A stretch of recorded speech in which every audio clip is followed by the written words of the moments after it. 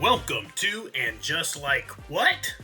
The sarcastic review podcast where we dissect and mock every cringe-worthy moment of the Sex and the City revival and just like that. I'm your host Steve, and joining me is my fabulous wife Julia. In this episode, we dive headfirst into the madness that is Season 2, Episode 1, Met Cute. Brace yourselves for hilarious commentary, ruthless critique, and plenty of eye-rolling moments. And of course, spoilers ahead. So grab your cosmopolitans and be prepared for the bizarre ride that is, and just like that.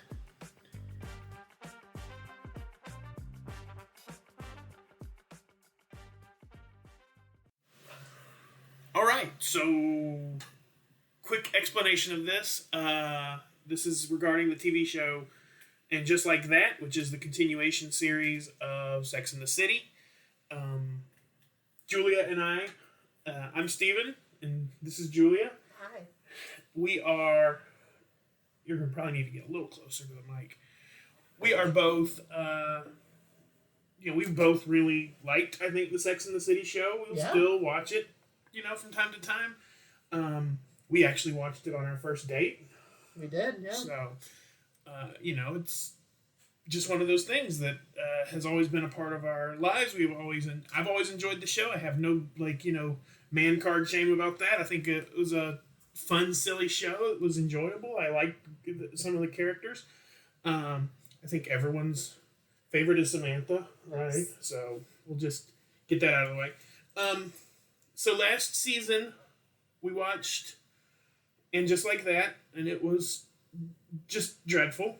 And at one point during the season, Julia watched it without me, and so she explained it to me. And her explanation was so funny that we're going to try to see if this is worth doing as a, kind of recording here, probably just for our friends and family, but we'll just get into it and see how that goes.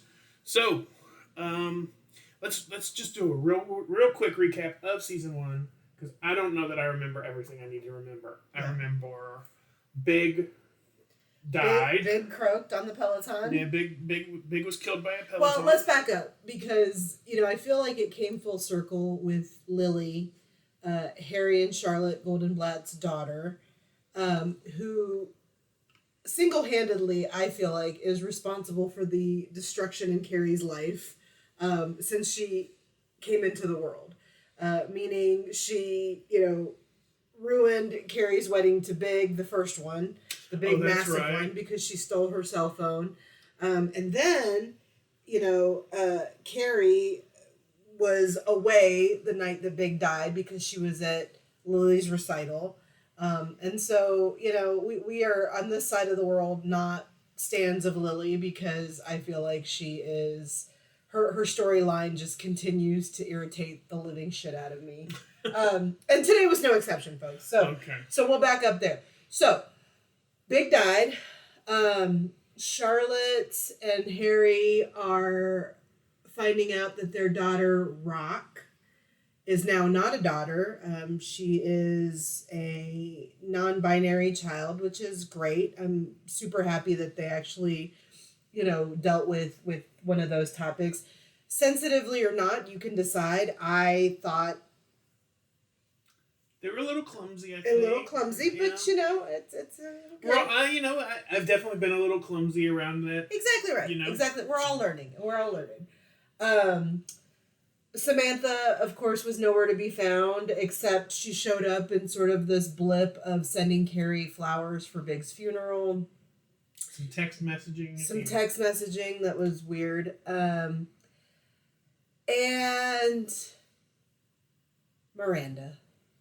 Oh, yes, Miranda. Miranda had the biggest, I feel like, life change outside of Carrie, in that she... But her character arc was like Carrie's was like... Carrie was just Carrie the whole season. I mean, Miranda, went places. They dragged Miranda to the gates of hell and back. She developed an alcohol problem. She met Carrie's co-host on the horrendous podcast that they were doing, named Che. Che was a non-binary Mexican-Irish diva is how she identifies. And now is she or they? They, I apologize, yes, they. And they, wow, what a fucking train But wreck. they are, I would say, a little bit femme presenting. A little bit, yes. So that, and the actor, or the actress, Sarah Ramirez. Of, what was she in? Grey's Anatomy? Grey's Anatomy, and You've Got Mail. She You've had Got a Mail. great little cameo in You've God. Got... Before she became famous, yeah. She or they? We'll just say they. Sarah Ramirez I don't know. I believe she is they, but... I'm sorry about that. Anyway. See, we can be clumsy with this, We can be clumsy, too. But that whole storyline with Miranda... her kid was smoking weed and screwing the girlfriend every chance he got, and Miranda found herself in a bit of a midlife, late life crisis. I don't know.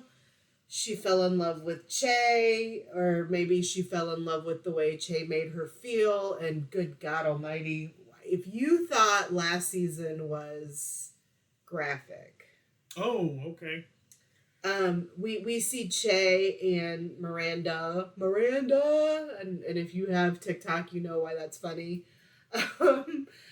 In their new life out in California, Che is appearing on a sitcom about their life, and they are figuring things out with, how Hollywood is not as pretty and polished as one would think.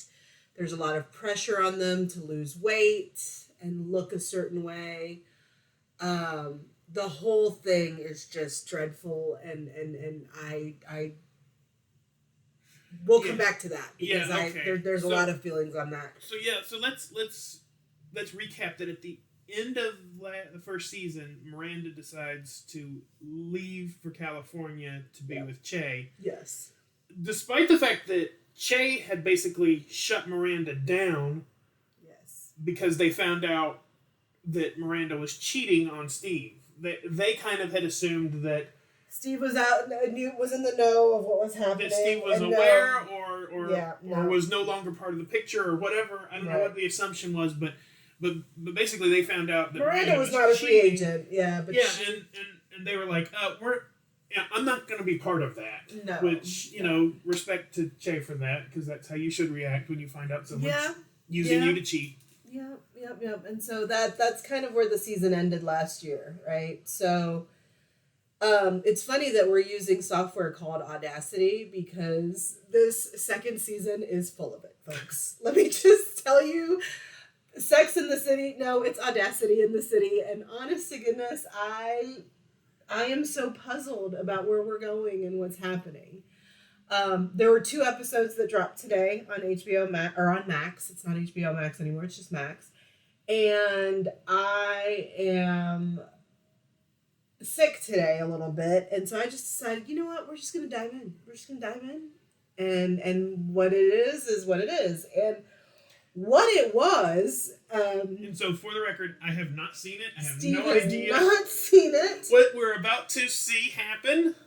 So yeah. So the episode starts with this buzz about. Well, let's back up. The opening scenes are all of the Goyles, and they are all the girls, getting ready for bed, and including Samantha.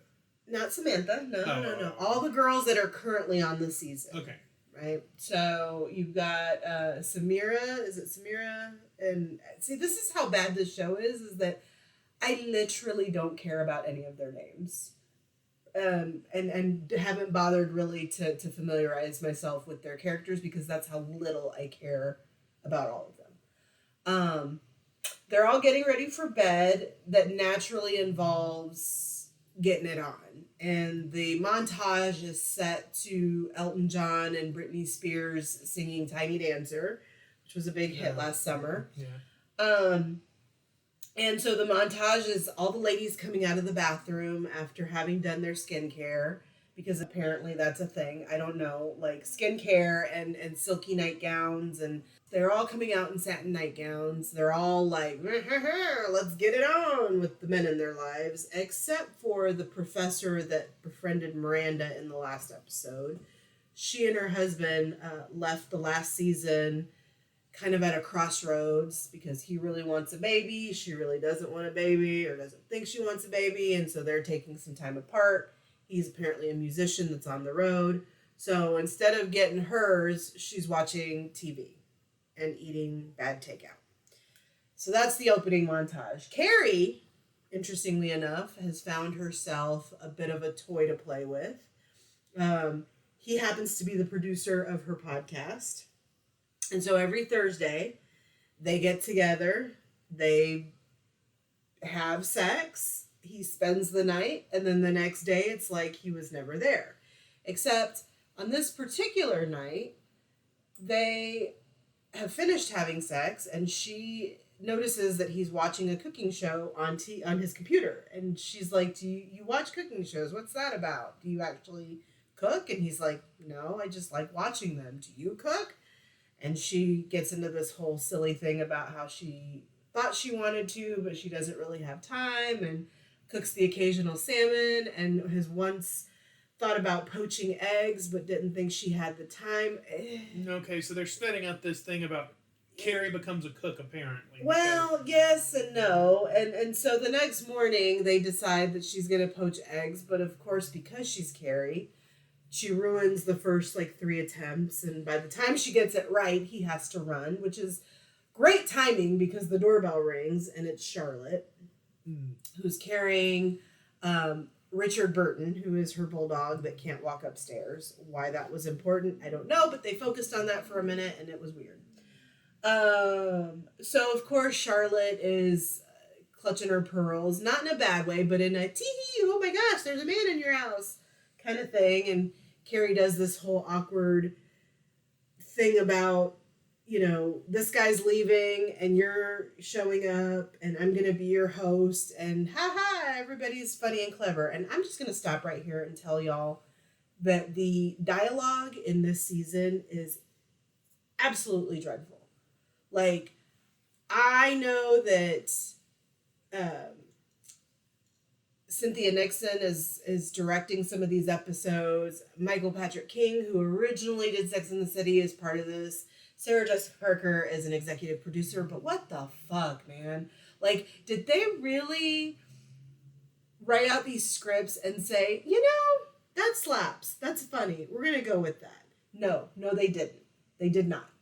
I think that everybody kind of took a notebook and wrote some shit down and was like, this is kind of what the scene's going to be. We're going to improvise a little bit and we're going to go with it. And it's going to be great. And it's not great. So, Charlotte's over at Carrie's house because they're going for fittings. They're all going to the Met Gala.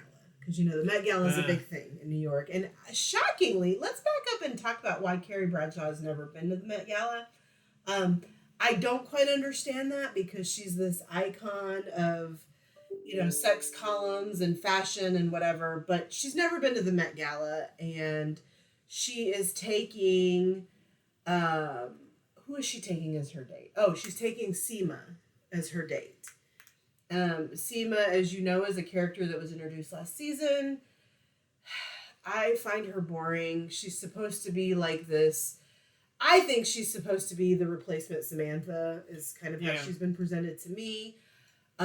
She's this boss babe that is a real estate magnate, and she, knows everybody in New York, and her current storyline is that she has some guy that at the end of the last season, you'll remember, let her and Carrie into a club. He was like a doorman, essentially. I don't know. But anyway, they're all going to get fitted for the Met Gala. But Carrie's not getting fitted because, if y'all remember, there was a guy on her show. I forget his name. Again, these people bore me. I don't really know that I care to know their names. But he was the Asian guy that was on the show. And his wife is apparently a fashion designer that's very talented. She's going to design Carrie's gown. And if you think that's foreshadowing for what's going to happen in this episode, my friend, you are correct. There is some sort of, they talk about how talented she is and how this is really going to help her career. Yada, yada, yada. We'll get to that in a minute. Charlotte is super excited because she's taking Anthony, everybody's favorite gay, I guess, now that Willie Garson's gone. Rest his soul. Rest in peace. We all know Stanford was the OG and the best, but now we've got Anthony to do, you know, and whatever. And Anthony is super excited to go to the Met Gala. All right, again, foreshadowing. He's very, very excited to go. And then a bunch of stuff happens that I really, okay, I don't know. There's some scenes with Seema, and it's Seema. I don't even remember her name. Honest, I really wish I could remember it, but I can't because that's how boring it is. You get a phone call from Miranda talking to Carrie, and no, I'm sorry, she's talking to the professor that she befriended last season. And she's talking about how she's this new, wonderful, exciting person in California, but really the understanding is that she's bored because Che is off doing their thing. The TV show, and she has somehow found herself at this wellness spa, and she's gonna get into this. So wait, so this is basically the Samantha and what was his face? Smith storyline, or it's Carrie and the Russian. Oh, that's right, Carrie, right? And because Alexander Petrovsky, maybe, I don't, so. Miranda is standing in front of this large egg thing that's supposed to be like this detoxifying chamber, and she's telling her friend all about it and how excited she is, and new me and new awesome, and again with the she's always trying so hard. I mean, like she's like the ultimate pick-me. Honestly, yes. It's not cute. And I'm not talking like I don't feel like her character was like that in the show. No! But in season 1 of the show, like she was like, I don't know what they did to Miranda, but I don't like it. It's a shell of what Miranda was. Yes. So Miranda, I will tell all of you that I have seen more of Miranda this season than I thought was possible. You get a couple of scenes of full frontal of Miranda in these first 2 episodes. How about that? Yeah. Just like that. Which, big news last year was that they had full frontal of Charlotte's husband. Oh, yeah. Very, very. Everyone was freaking out that Harry... So now we get Cynthia Nixon. Yep, a couple of times. And, it's gratuitous, I feel like, because it's... So I'm going to say something that, maybe I'm, out of line here. But you go back to the Sex and the City show. Of the 4 main, women leads, 3 of them appeared topless, at least at one point in the show. Yeah. I think it was a really big deal when Kristen Davis did it, but and we get some not full frontal, but we get some of Charlotte. Too. Okay. And meanwhile Sarah Jessica Parker has never ever, and I'm not saying she should have to. What I'm saying is that it feels a little exploitative that the lesser famous, because Sarah Jessica Parker was famous. She was, girls just want to have fun. She people. I knew who she was before she ever did the show. Yep. The other 3, well, Samantha's character was obviously the mannequin, but other than that, they were kind of not big stars, and so it kind of feels like they have capitalized on those 3's willingness. And this also feels kind of Sarah cheap. Jessica Parker is now as an executive producer, so it's not just like she's... No, and that aside, I feel like it feels very cheap and like they're pandering, right? Like, look at us, we're 50, but we're still letting it all hang out. It's great, woo! I mean, I don't know. I felt like it could, and what's interesting is Kristen Davis, Cynthia Nixon, we see them all naked the first 2 episodes. But the other women that are in the show... have not. You don't. Okay. So, just a little, I don't know, it feels gratuitous. And it feels like they're pandering a little bit. Well, that's what I was... And I don't, the fact that they still are comfortable and look that good at that age... They look great. Go for it. I haven't seen, no. so I don't know how they look. No. I'll be finding out, but, So, where was I? They're going to the Met Gala. It's a whole thing. And the first episode, in a nutshell, is basically, Carrie's newfound situationship, entanglement, whatever you want to call it, with this producer guy, right? Yeah. Where, she meets him on Thursday, and that's a thing, and whatever. All right. So then he invites her to go out further, and she's kind of like, ooh, she agrees to go, but then she's like, I really just want to use him, is basically what she's saying. Like, I like getting my rocks off once a week, and there's nothing wrong with that, but it's just, whatever. So the Met Gala day comes, and again, these characters that they've added, I just don't, I can't stress enough how much I don't care about them. Like, yeah. I feel like Carrie and Charlotte and Miranda's lives are enough. The show really could just be about the 3 of them, and it would be fine. Seema has this thing going on where she's in a relationship, quote unquote, with this guy that she knows, that I can't figure out if he works for her. He calls her boss, so I kind of feel like he does. But he has asked her to meet his son, which seems like a big step. And Seema is like, yeah, sure, that sounds great. But it just so happens that he wants her to meet him on the day of the Met Gala. Oh, come on. I know. Well, I have a new pre-existing appointment. That's how you. Why is this a storyline? But Seema, unlike Samantha, is invested. Samantha would be like, fuck that, I'm going to the Met Gala. I'm not... Well, I think that, anyone is, it's not like the son is going to disappear after the Met Gala, right? It's like, hey, I want you to come over and meet my mom today. I'm like, well, not today because I have a doctor's appointment. Well, you need to cancel your doctor's appointment. This is my mom. It just feels... Well, and not only is it his son, it's his ex-wife, too, that's coming to this lunch. And so... Seema's like, okay, I'm going to go meet him. It's a big deal. It's important, blah, blah, blah, whatever, right? So then they're all at lunch talking about this, and Anthony's there, and it's this thing. And then Charlotte comes home, and her girls tell her, or her kids, I guess, because I think Rock is identifying as non-binary at this point, tell her that she has a huge problem that she needs to deal with. Because Harry has decided, for some reason, that he thinks he's going to the Met Gala with Charlotte, not Anthony. He doesn't know that Anthony's going with her. He just knows that Charlotte, has an invitation to the Met Gala, and she gets a +1.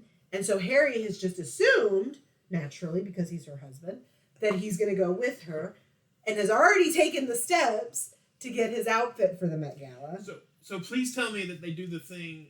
like they did in 80s sitcoms for teenagers, where they both go to the Met Gala and she has to pretend like she has to go back. No. This is and just like that. So it's a lot more contrived than that, please. Yes. So Charlotte's like, oh, and Harry makes this big deal about how he's excited to see Rihanna at the Met Gala. And Rihanna, and he wants his picture with Rihanna, and he gets to walk on the steps, and it's just... Oh, boy. And so Charlotte just... bless her heart, goes along with it. Because she's like... What? So she calls Anthony and gives him the bad news. Anthony has an Anthony-level meltdown. After, by the way, he's told Carrie that men are men, that they're dumb, and they take bad news like that in stride because they're men. Who said this? Anthony. Yeah. Wait. Yeah. Anthony said that men are dumb and they take bad news in stride? Yeah. To who? Who did he say that to? Carrie. Because Carrie, let me back up a little bit.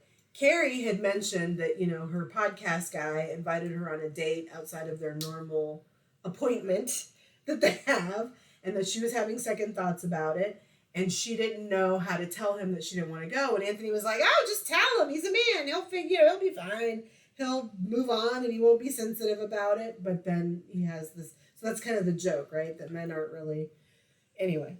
So Harry has gone and had a hat made and a whole suit for the Met Gala, a top hat, no less. And it's a whole thing. And so the day of the Met Gala arrives, and Carrie's co-worker and his wife, who again is the designer of her dress, show up to her apartment because she's back in her apartment, not her home that she shared with Big. And the wife / designer is carrying a bolt of fabric, not a dress. And she says... the day is the day of the Met Gala. It is the morning of the Met Gala. And she has a bolt. And if you know anything about the Met Gala, you know that it is an all-day thing that these celebrities spend getting ready for it. There's hair, there's makeup, there's nails, there's skincare, there's, dressing. People dress you. You don't dress yourself. They dress you. And Carrie answers the door and she's like, "How's it going?" And the girl's like, "Well, we're not going to panic because everything's going to be great." And Carrie's like, "What do you mean everything's going to be great?" And basically the person that she hired to actually put the dress together came down with the stomach flu. Okay. All right, no big deal. She hired somebody else. And then that person came down with the stomach flu. What a coincidence, right? Oh, gosh. And so basically, she tells Carrie... They're just making shit up. They're just throwing shit on the wall to see what sticks. I'm telling you. It's like nobody thought... This is what I imagine the writer's room is that they're saying, all right, so what if she shows up and says, the person who I hired to put together the dress got the stomach flu. And one of the other writers says, well, yeah, but this is New York. You could find someone else to put together the dress. Like, the streets are lousy with people who could put together the dress. They just find someone else. Like, they did. He has the stomach flu, too. It's like I'm just, this making it up. And it's New York City, for fuck's sake. Right. It's New York City. Like, you mean to tell me there were only two people that could construct and sew a dress together? In fairness, this is the week of the Met Gala, so it's probably hard to find someone. But still, you got to be able to find someone. I'm sorry. And by the way, the second you find that shit out, you call Carrie. Oh, yeah, no. Carrie had no idea. So... You tell them at the first stomach bug. You don't wait for another. Oh, yeah, no. And by the way, the bolt of fabric that she has is hideous. Like, I don't know what she was thinking with this dress, but, whatever. Doesn't really matter because the dress never comes to fruition. Because hair and makeup show up, and this girl is, working feverishly on this dress. She's screaming at everybody, and her husband immediately to quit bothering her because she's got work to do. She injures herself and asks Carrie for a Band-Aid. It's a whole thing. And so she's like, "Carrie, I'm so sorry, but, I can't." She finally gets a dress on Carrie, and it's basically the equivalent of somebody grabbing the bolt of fabric and saying, "Hey, Carrie, stand up," and running around Carrie and just wrapping the dress around her, similar to how you see people wrapping saran wrap on furniture, when you move, kind of like one of those moves. Yeah. And she says to Carrie, "Is there anything else you can wear?" Now, she's talking to Carrie fucking Bradshaw, okay? Icon of fashion in New York. Yeah. And Carrie's like, "I can't just go into my closet and pick out something to wear." Except that bitch can, okay? You know that she can do that. And so she says, "It's not like I just have something in there that I can pick." Wait a minute. And then it's almost Bing. like... and then you get the piano, that sad piano that they played in her throughout the whole first Sex and the City movie, right? You know what I'm talking about. Y'all know the one I'm talking about. Where she goes to her closet And she pulls out that big white box from Vivian Westwood. She opens the box, and what do you see? The bird. The bird. I wore a bird on my head. That was a bird? Yes, it's a lovely bird that she wore on her wedding day to Big, where he failed wedding day. Where he jilted her. But hold on a second now. Granted, I don't know fashion. But my understanding of fashion is that it is very time sensitive. That the dress that is amazing in the spring is a disaster the next spring. Well, yes and no. Yes and no. And I would argue that that's true for ready-to-wear fashion, like things that you and I would wear. But Vivian Westwood is an iconic... It would be like... I know you don't follow fashion, but Chanel. Right. And we'll just use Chanel. So you're saying that a Chanel, like if Chanel puts out a dress that's at Fashion Week this year, that it's not going to be passé next year? No, because it's a Chanel. So because it's a Chanel, it's going to maintain its timelessness. Yeah. And I'll give you an example of that. All right. Well, I mean, I'm not arguing with you. Sophia Richie, who is TikTok's current it girl, right? She's amazing. I love her. I love following her. She's adorable. She just got married in Italy. Yes. And her whole wedding was basically Chanel. Like for every look that she wore, and it was all vintage Chanel. It was all sure, vintage. But my point is, like, pieces like that, like Vivian Westwood is sort of on that same plane, but I guess you know, I see it as cars, right? Like, so if you're a billionaire, and you're driving a Ferrari, but it's 7 years old, people are going to say, what the hell is going on that this guy's driving a 7-year-old Ferrari? If you're driving one that's 60 years old, people are going to completely understand that. If you're driving one that's 1 year old, maybe 2 years old. Well, you also have to remember... But this dress is 6 to 7 years old. So it's like, isn't it from a bygone era that is not vintage yet? because when Carrie went and did this, the history of that dress is that she was chosen to be Vogue's model for women who get married after 40. Right. And so they picked a lot of pieces for her that were vintage, that were, special, beautiful gowns. And remember, outside of her friends, nobody saw the dress that she decided to wear for her wedding. So nobody knew. They just know when they see it, oh my God, that's Vivian Westwood from her, summer collection of blah, blah, blah. Like, they don't know that was what she was going to wear. So the episode ends So I'll tell you why I'm thinking about that is because in Legally Blonde, don't be tapping your last season Pradas at me, right?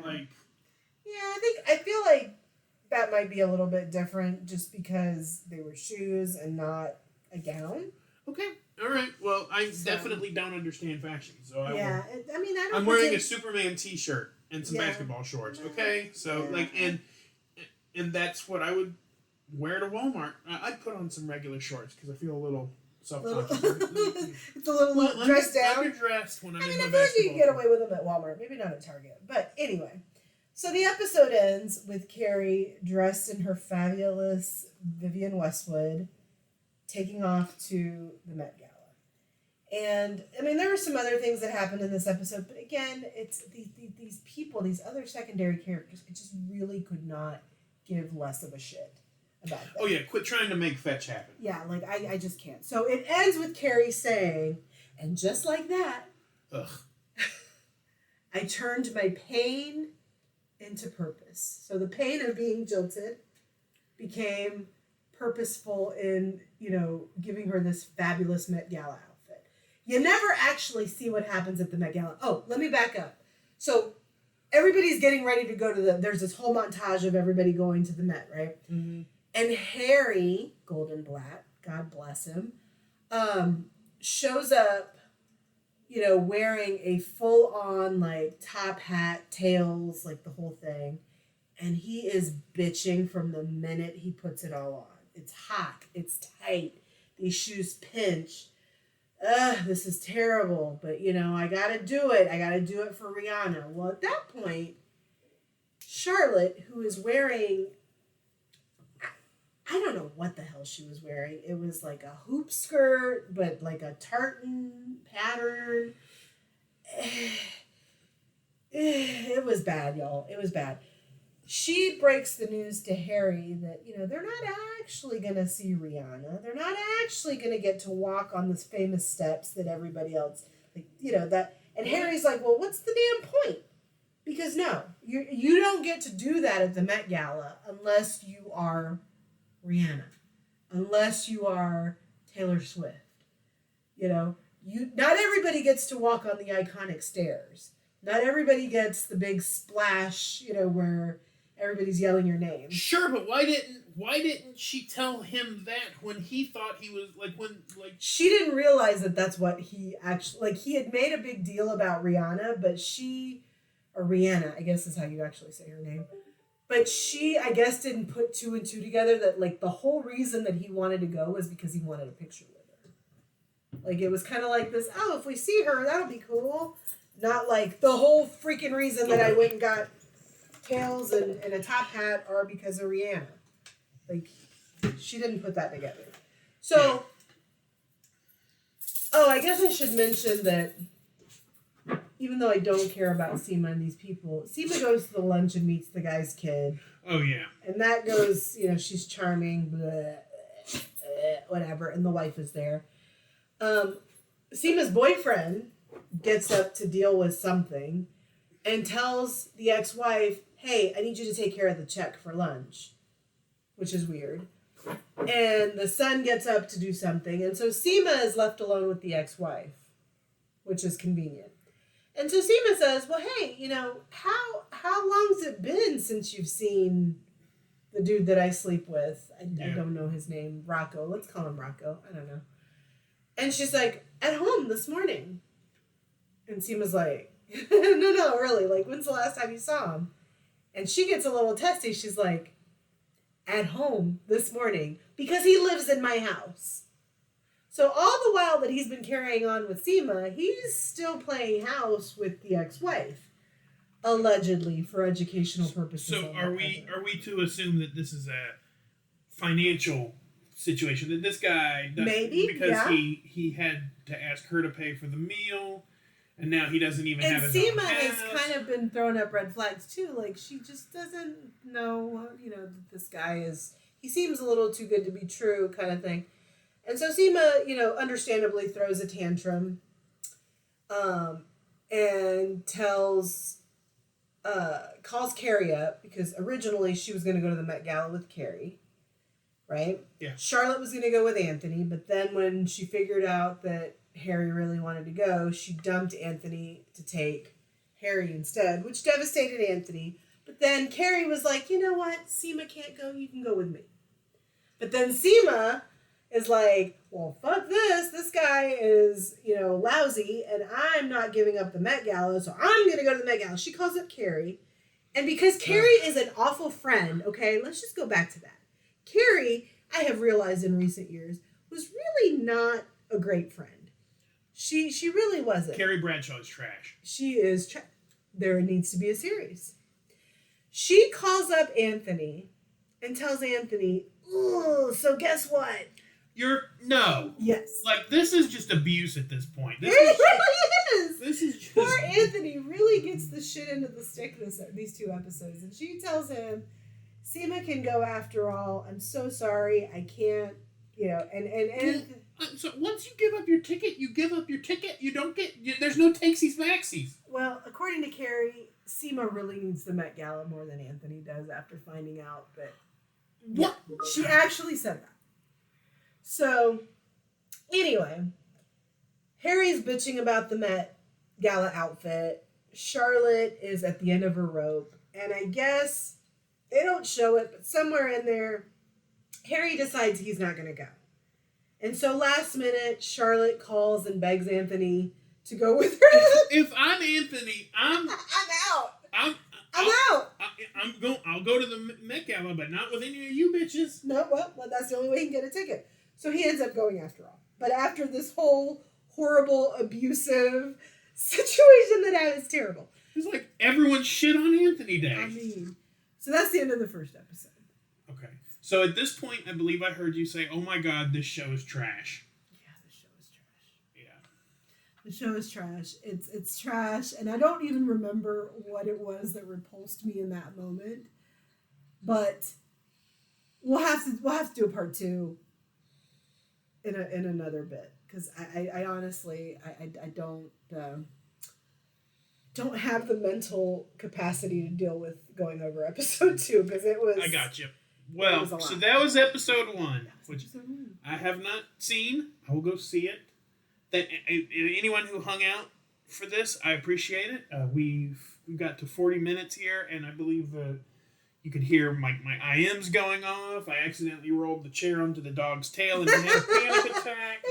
The vibes were a bit in shambles, but yes. It's okay. We got through it. We got through it, and I'm going to have to go watch episode 1 so that I can give you my comments as we go into episode 2 of how episode 1 turned out. So I think this podcast is almost as long as the episode. So I think Julia covered everything. She wants to. No, that's the funny thing. It went 40 minutes, but I didn't even get into again, the other secondary people. Yeah, because who cares? Nobody gives a shit. Like these people are the Who people. Like the Who. I don't like. Why are we like? Listen, there are 4 people in Sex and the City.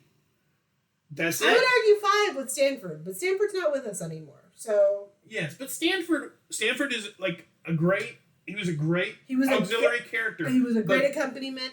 Anthony, I would argue, but even now, Anthony is insufferable. I don't agree with how they abused him in this last episode, but geez, I mean, it's just terrible. Okay, well, I'll go watch it, and maybe we'll be back for an episode 2 where we'll hear my reaction and find out what happened in Just Like That, Season 2, Episode 2. There you go. Catch you next time. time. There you got that to look forward to. All right, thanks, everybody. We will talk to you later. Bye.